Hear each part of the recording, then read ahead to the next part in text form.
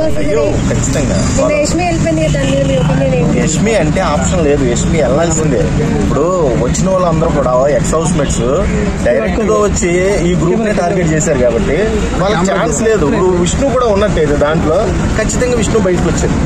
కాబట్టి యష్మి సరి చేసుకుందాం పాపం అనుకుందే, అనుకునే లోపే ఎలిమినేట్ అవ్వాల్సి వచ్చింది.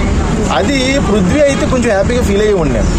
ఎందుకంటే వాడు యాటిట్యూడ్తో అందరిని గెలుచుకున్నాడు, కానీ మాట తీరుతో మటుకి ఎవరిని గెలుచుకోలేదు.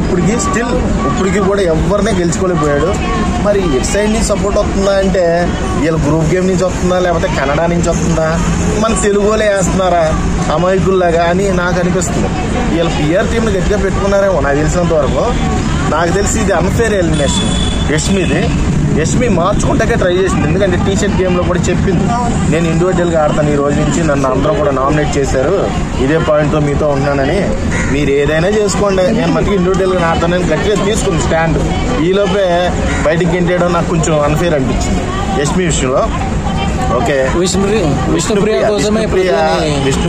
బస్ స్టాండ్ చేసిన రోహిణి వేసుకోండి టైట్లు. నిజంగా విష్ణుప్రియ ఎంత ఫ్లిప్ అంటే, నిజంగా ఆ రోజునేమో డైనింగ్ టేబుల్ దగ్గర కూర్చొని నేను నిఖిల్ని ట్రై చేస్తాను, ఫస్ట్ వాడు పడలేదని పృథ్వీకి వెళ్ళని అందే, అది క్లియర్గా అందే. మళ్ళీ అనలేదంటాం చూడు, ఆవిడ సేఫ్ గేమ్ ఆడుతుందబ్బా హౌస్లో. నిజంగా చెప్తున్నా, విష్ణుప్రియకి ఎలా ఓట్లు వస్తున్నాయో నాకు ఇప్పటికీ తెలియదు, కానీ చాలా సేఫ్ గేమ్ ఆడుతుంది. అసలు విష్ణుప్రియకి అంత గేమ్ తీరియే లేదు.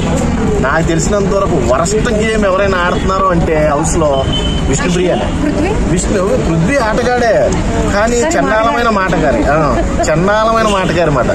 ఆటగాడే కానీ అదే గుణం మంచిదే కానీ బుద్ధి మంచిదే కానీ గుణం గుర్తిద్ది అంటారు.